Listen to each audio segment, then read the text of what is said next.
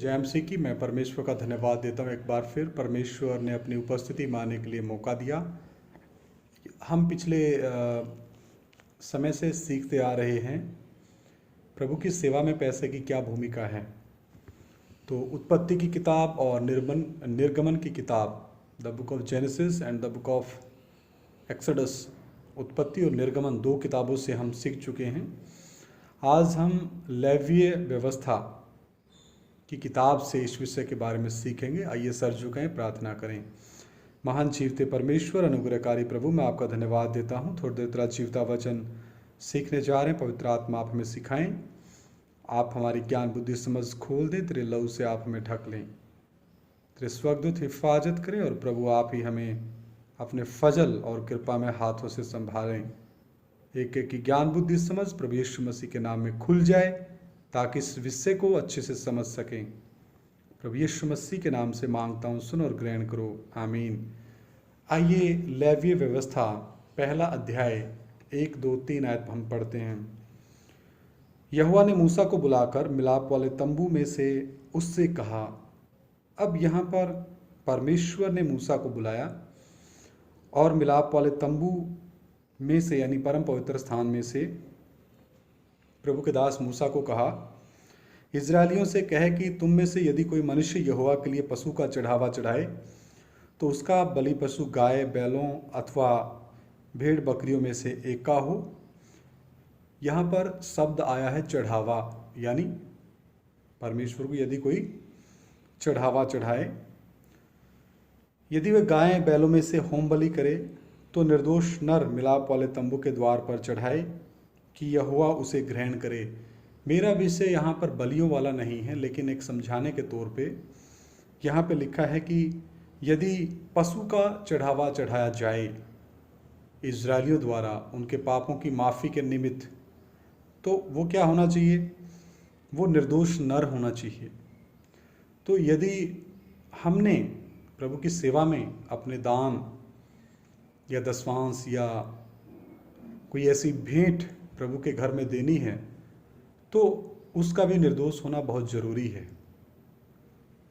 वो कोई 2 नंबर के पैसे से, 420 के पैसे से, हत्या के पैसे से, खून के पैसे से या वेश्यावृत्ति के पैसे से, ठगी से, लूट से, ऐसे पैसे का दान और ऐसे पैसे की भेंट प्रभु के घर में ग्रहण नहीं होती।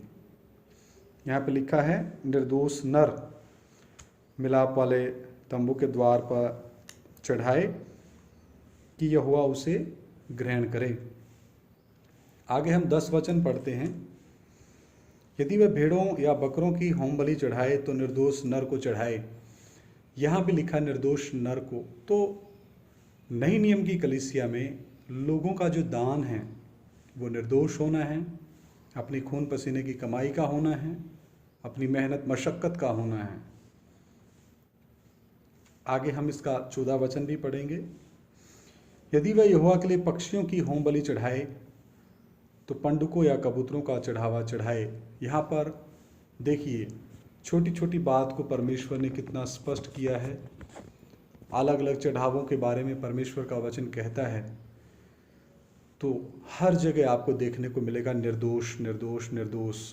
तो इसी तरीके से हमारा दान भी क्या होना है, जो प्रभु की सेवा में लगना है, प्रभु की सेवा और प्रभु के सुसमाचार को अलग अलग देशों में, अलग अलग राज्यों में अगर लेके जाना है, फैलाना है सही उपदेश को, तो जो कलीसिया दान लेके आती है प्रभु के घर में, प्रार्थना भवन में, और प्रभु के ठहराए हुए याजक या दास याजकों के हाथों में जो देते हैं, तो उस दान की गुणवत्ता क्या होनी है?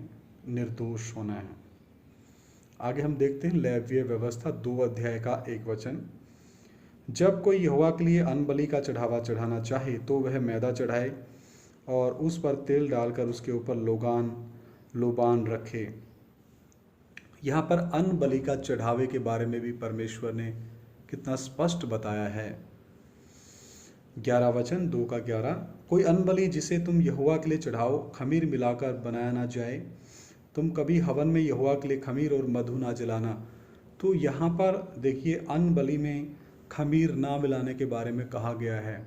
तो हम कैसे एक मिलावट वाला दान, हम कैसे एक गलत तरीके से कमाया हुआ पैसा प्रभु की सेवा में, प्रार्थना भवन में दे सकते हैं? नहीं दे सकते। हम अपने खून पसीने की कमाई वाला दान, दसवांश या भेंट ही प्रभु के घर में दे सकते हैं, जिससे प्रभु प्रसन्नता के साथ ग्रहण करेगा, क्योंकि वो खुशी से देने वालों को, खुशी से दान देने वालों को पसंद करता है।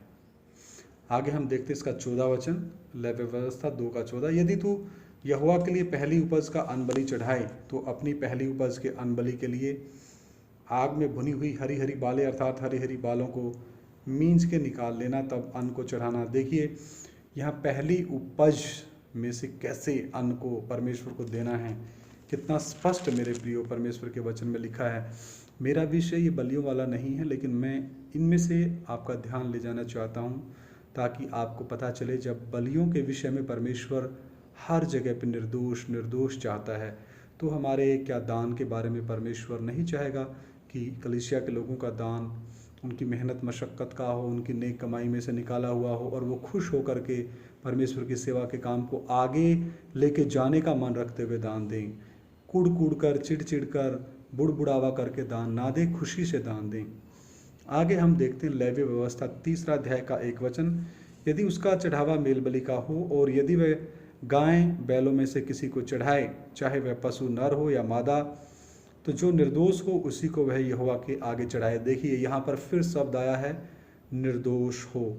इसका 3 का 6 वचन भी हम पढ़ेंगे। यदि यहोवा के मेल बलि के लिए उसका चढ़ावा भेड़ बकरियों में से हो, तो चाहे वह नर हो या मादा, पर जो निर्दोष हो उसी को वह चढ़ाए। यहाँ फिर शब्द आया निर्दोष हो।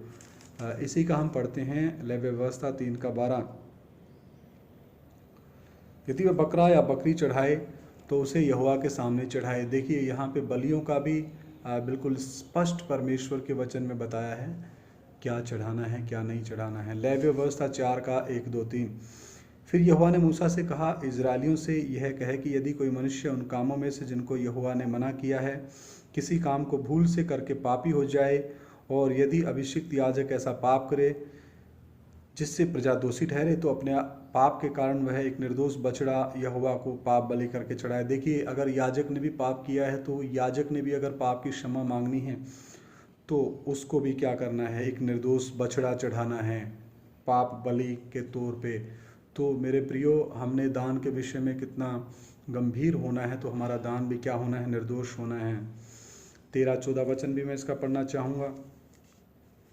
यदि इजराइल की सारी मंडली अज्ञानता के कारण पाप करे, कैसे अज्ञानता के कारण, और वह बात मंडली की आंखों से छिपी हो, और वे यहोवा की किसी आज्ञा के विरुद्ध कुछ करके दोषी ठहरे हों, तो जब उनका किया हुआ पाप प्रकट हो जाए, तब मंडली एक बछड़े को पाप बलि करके चढ़ाए, वह उसे मिलाप वाले तंबू के आगे ले जाए। देखिए यहाँ बछड़े को पाप बलि के तौर पे चढ़ाना है, तो ये भी निर्दोष होना चाहिए। देखिए अगर आपको स्मरण आता है कि मैंने पिछले समय में जो दान दिया प्रभु के दास के हाथों में, वो 2 नंबर की कमाई का था, 420 की कमाई का था, झूठ का पैसा था, ठगी का था, लूट का था, तो मेरे प्रियो आपको पाप बलि के निमित्त परमेश्वर के सामने प्रायश्चित करना है और परमेश्वर से माफ़ी मांगनी है, और एक परमेश्वर के सामने एक समझौते के तौर पे, एग्रीमेंट के तौर पे, या एक समर्पण के तौर पे आगे से उस बात को ना दोहराने का एक आपने फैसला करना है कि मैं दोबारा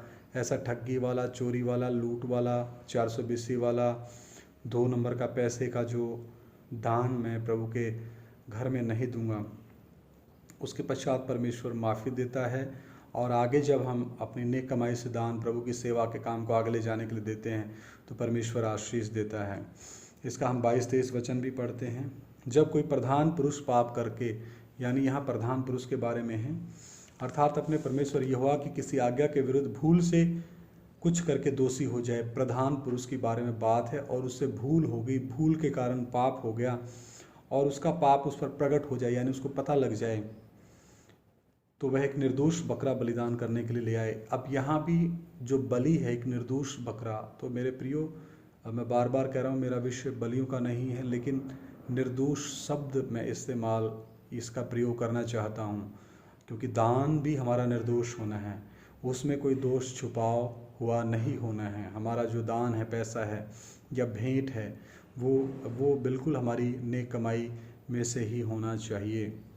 27-28 वचन भी मैं इसका पढ़ता हूँ। यदि साधारण लोगों में से कोई अज्ञानता से पाप करे, आम विश्वासी भाई बहनों में से, अर्थात कोई ऐसा काम जिसे यहोवा ने मना किया हो करके दोषी हो, और उसका वह पाप उस पर प्रकट हो जाए, तो वह उस पाप के कारण एक निर्दोष बकरी बलिदान के लिए ले आए। देखिए यहाँ पे लिखा है एक निर्दोष बकरी के बारे में। 32-33 में हम देखते हैं, यदि वह पाप बलि के लिए एक भेड़ी का बच्चा ले आए तो वह निर्दोष मादा हो। भेड़ी का बच्चा भी क्या हो? निर्दोष मादा हो, निर्दोष।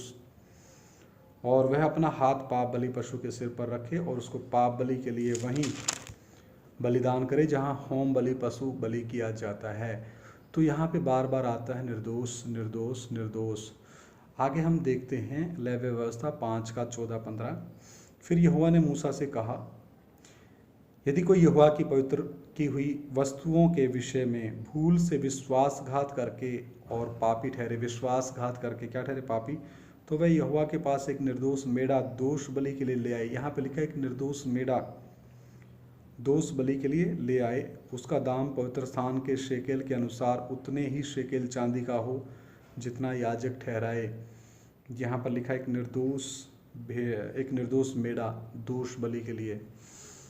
आगे हम देखते हैं लेवी व्यवस्था 6:1-7। फिर यहोवा ने मूसा से कहा, यदि कोई यहोवा का विश्वासघात करके पापी ठहरे, जैसा कि धरोहर या लेन देन या लूट के विषय में अपने भाई से छल करे या उस पर अंधेर करे या पड़ी हुई वस्तु को पाकर उसके विषय झूठ बोले और झूठी शपथ भी खाए, ऐसी कोई भी बात क्यों ना हो जिससे करके मनुष्य पापी ठहरते हैं, तो जब वह ऐसा काम करके दोषी हो जाए, तब जो भी वस्तु उसने लूट या अंधेर करके या धरोहर या पड़ी पाई हो, चाहे कोई भी वस्तु क्यों ना हो जिसके विषय में उसने झूठी शपथ खाई हो, तो वह उसको पूरा पूरा लौटा दे और 5वां भाग भी बढ़ाकर भर दे। जिस दिन यह मालूम हो कि वह दोषी है, उसी दिन वह उस वस्तु को उसके स्वामी को लौटा दे और वह यहोवा के सम्मुख अपना दोष बलि भी ले आए। अर्थात एक निर्दोष मेढ़ा, यहाँ पे भी लिखा एक निर्दोष मेढ़ा दोष बलि के लिए याजक के पास ले आए। वह उतने ही दाम का हो जितना याजक ठहराए। क्या ठहराए? जितना याजक ठहराए। याजकों को ये अधिकार परमेश्वर ने दिया था। इसी प्रकार याजक उसके लिए यहोवा के सामने प्रायश्चित करें, और जिस काम को करके वह दोषी हो गया उसकी क्षमा उसे मिलेगी। क्षमा कब मिलेगी? जब एक निर्दोष मेढ़ा दोष बलि करेगा, याजक के द्वारा जो ठहराया गया है वो लेके आएगा और अपने पापों की क्षमा परमेश्वर के सामने मांगेगा, मानेगा, और याजक फिर उसके लिए प्रार्थना करेगा। उसके बाद तो मेरे प्रियो, दान के विषय में कलीसिया के लिए भी यही नियम है कि हमारा दान, कलीसिया का दान, विश्वासी भाई बहनों का दान निर्दोष हो, निष्कलंक हो। आगे हम देखते हैं लेवी व्यवस्था 6:14-18।